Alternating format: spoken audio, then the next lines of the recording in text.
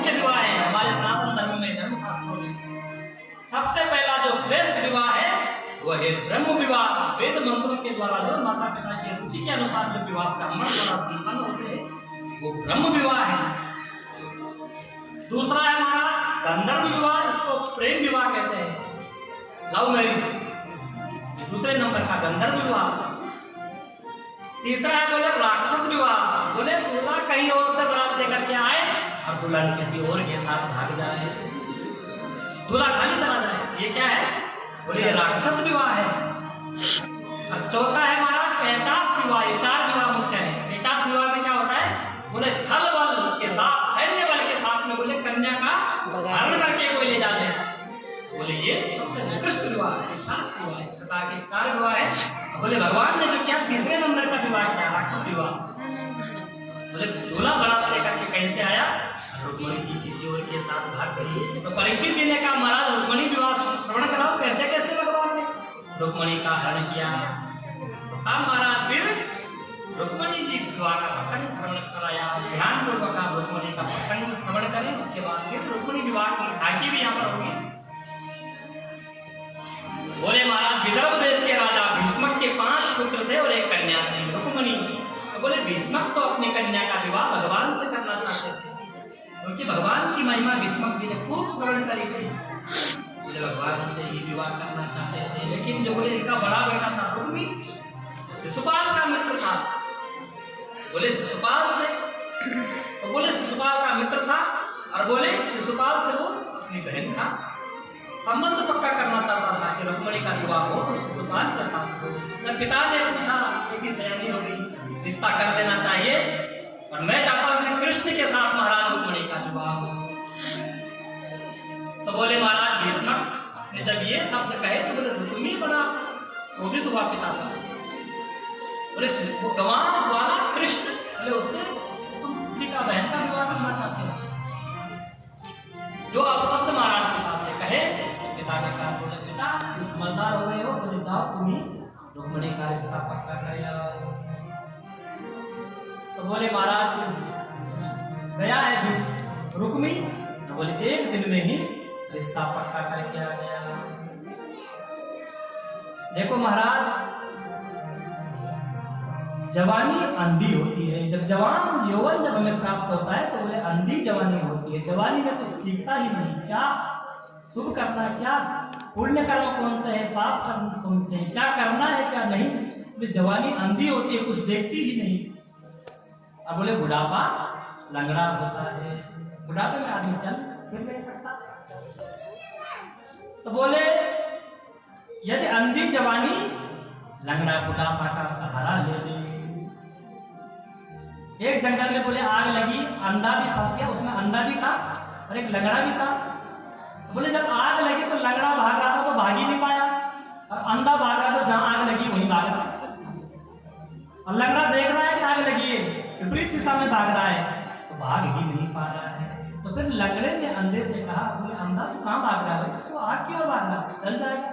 तो क्या किया जाए, बोले मेरे कंधे पर सवार हो जा, बोले तू मुझे अपने कंधे पर सवार कर दे।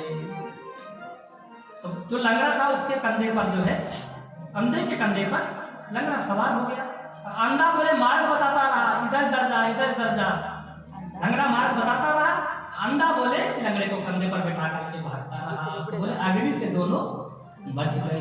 ऐसे ही बोले जो अंधी जवानी है, अंधी जवानी है, बोले वृद्ध माता पिता को कंधे पर बिठा करके और उनके मार्गदर्शन में जवानी चलेगी तो बोले कल्याण हो जाएगा। जवानी देख नहीं पाती, बुढ़ापा चल नहीं पाता, तो बोले वृद्ध माता पिता का सहारा लेकर के अंधी जवानी को चलना चाहिए, तो बोले कल्याण ही कल्याण होगा।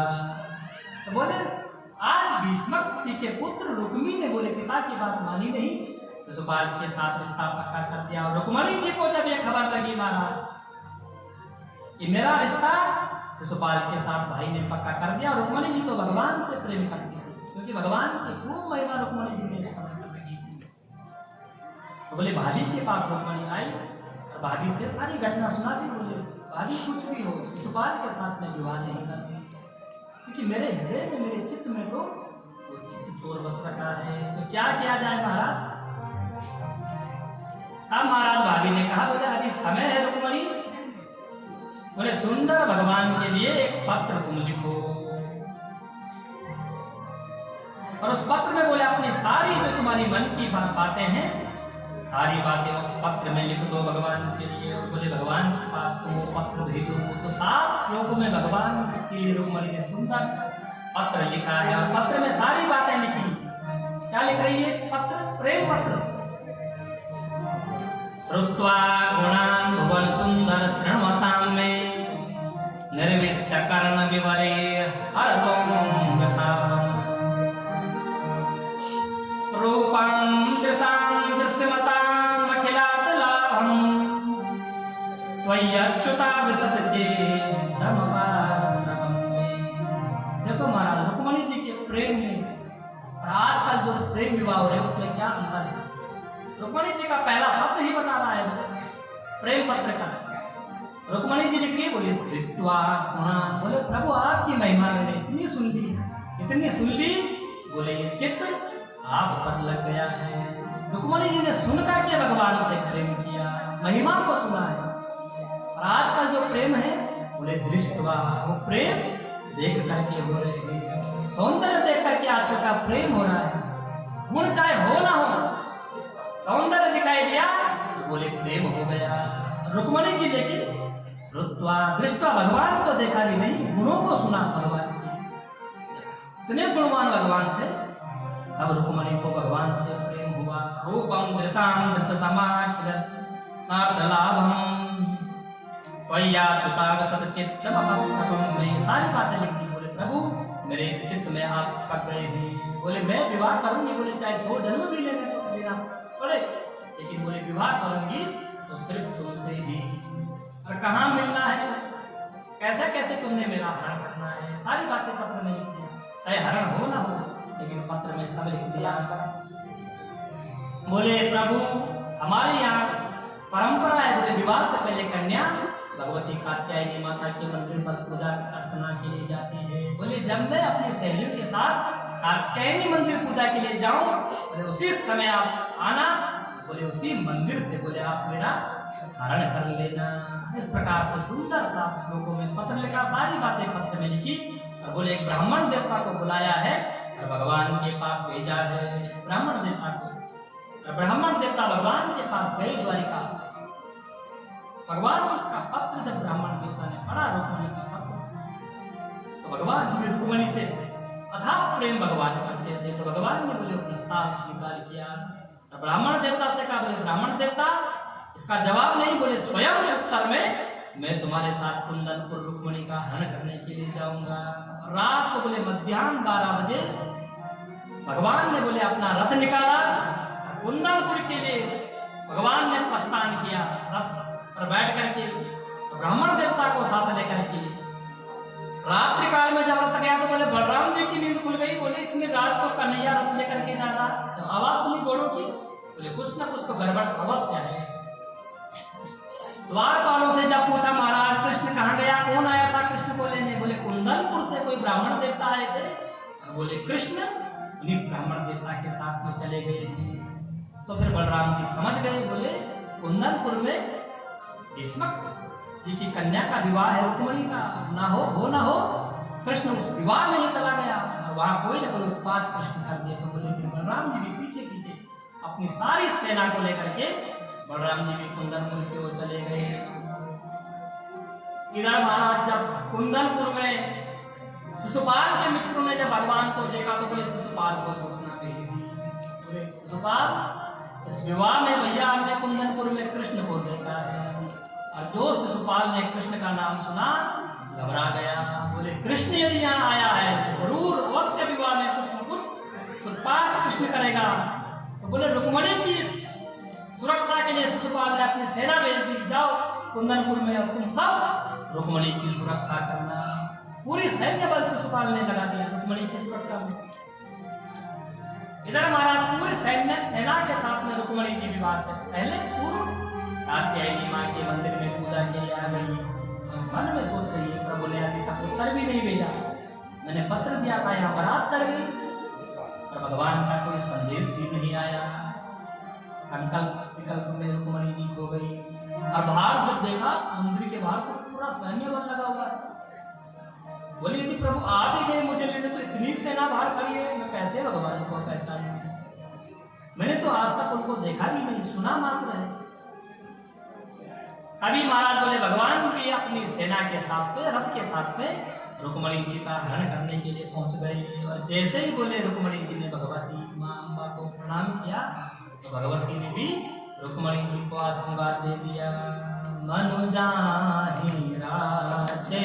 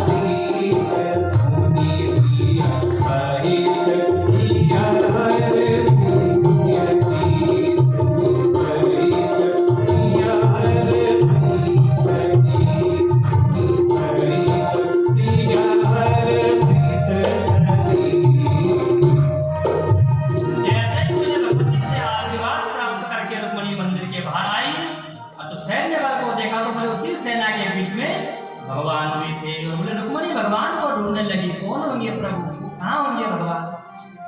और जो बोले सैनिकों ने, जो सैनिक थे रुक्मणी जी के साथ में, रुक्मणी जी का सौंदर्य जब सैनिकों ने देखा तो बोले सौंदर्य अरे ही वही तो हो रही है। रुक्मणी जी को निहारने लगे और बोले रुक्मणी जी जिस सैनिक को देख ले कहीं ये तो कृष्ण नहीं? तो बोले जिस पर रुक्मणी जी की दृष्टि पड़ जाती बोले वही सैनिक मूर्छित हो जाता। रुक्मणी जी का सौंदर्य देखने लगे, रूप सुधा का पान करने लगे भगवती रुक्मणी का। बोले धीरे धीरे बोले रुक्मणी की नजर पहुंच गई भगवान तक। भगवान ने इशारा किया रुक्मणी जी हम ही हैं जिनको तुमने पत्र भेजा। और बोले धीरे धीरे भगवान भी रुक्मणी की ओर आने लग गए। तो सैनिक महाराज रुक्मणी के रूप सुधा पर मोहित हो गए थे। और जब भगवान की बाकी सैनिकों ने देखी तो बोले रहे सही होश मोह भी हो गई। भगवान के सौंदर्य को जब सैनिकों ने देखा, कहां तो रुक्मणी की सुरक्षा में खड़े थे। और भगवान धीरे धीरे रुक्मणी की ओर बढ़ रहे। सारे सैनिक देखो वनमाला कितनी सुंदर है, भगवान का पीताम्बर कितना सुंदर, देखो इतना सुंदर इसमें श्रृंगार कर रखा, घुंघरा में रख देखो। सब महाराज रूप सौंदर्य का पान किए जा रहे हैं। भगवान ने बोले रुक्मणी का हाथ पकड़ के रथ में बिठा दिया। और सैनिक कह रहे उसे छोड़ो, बोले रथ को देखो कितने सुंदर घोड़े रथ के हैं, कितना सुंदर भैया रथ। सब महाराज बातें करने लगे। इतने में भगवान रुक्मणी को लेकर के लोग 11 हो गए। जब महाराज भगवान जब चले गए रुक्मणी को लेकर के, रूप सौंदर्य का पान जब छूट गया था होश आया, अरे हम यहाँ खड़े क्यों थे? बोले रुक्मणी की रक्षा में। रुक्मणी कहाँ गई? बोले रुक्मणी को लेकर के भागे। तब भाग रहे से मारो मारो मारा, चेतावनी दी भगवान को सैनिकों ने। और जो महाराज भगवान को चेतावनी दी तो बोले भगवान क्षत्रिय थे, भगवान रुक गए। चेतावनी सुन करके भगवान ने रथ मोड़ दिया। युद्ध करने के लिए भगवान तैयार हो गए पूरी सेना के साथ। रुक्मणी को रथ पर पीछे बिठाया, स्वयं बोले भगवान सेना के साथ युद्ध करने को तैयार हो गए। और जैसे ही भगवान युद्ध करने को तैयार हुए, तुरंत बोले पीछे से बलराम जी समस्त सेना को लेकर के बलराम जी भी पहुंच गए। बलराम जी ने कहा भगवान को, बोले तू रुक्मणी को लेकर के जा और सारी सेना को मैं मजा पका करके आता हूँ। तो बोले फिर बलराम जी ने समस्त सेना को समाप्त किया। इधर जब शिशुपाल को पता लगा महाराज रुक्मणी का हरण हो गया तो विलाप करने लगा, रुदन करने लगा, क्रोध करने लगा। जरासंध भी उस विवाह में आकर था जिसको भगवान ने 17 बार हराया। बोले मित्र, बोले मेरी कीर्ति सब धूमिल हो गई। आप बोले मैं घर जाने लायक नहीं रहा। बोले बरात लेकर के आया था, कन्या का हरण हो गया। बोले अब मैं यही अपना देह समाप्त कर दूंगा। बोले आज के बाद में घर लूटूंगा नहीं। और बोले शिशुपाल ने घर लौटा भी नहीं, दूसरी नगरी उसने बसाई। तो जरासंध ने कहा बोले मित्र यही वो कृष्ण है बोले जिसने एक बार नहीं 17 बार तुझे युद्ध में हराया। बोले मैं तो इतना परेशान नहीं हुआ, बोले तुझे एक बार वहां से कन्या को लेकर के भागे, बोले इतना व्याकुल तो हो रहा है। इस प्रकार से बोले जरासंध ने समझाया, वो समझ गया। बोले 17 बार का हरा हुआ, जब इसको शर्म नहीं तो मुझे किस बात। बोले फिर आग्रह से शिशुपाल ने त्यागा। उधर भगवान सुंदर बोले फिर रुक्मिणी जी को द्वारिका में लेकर के आए।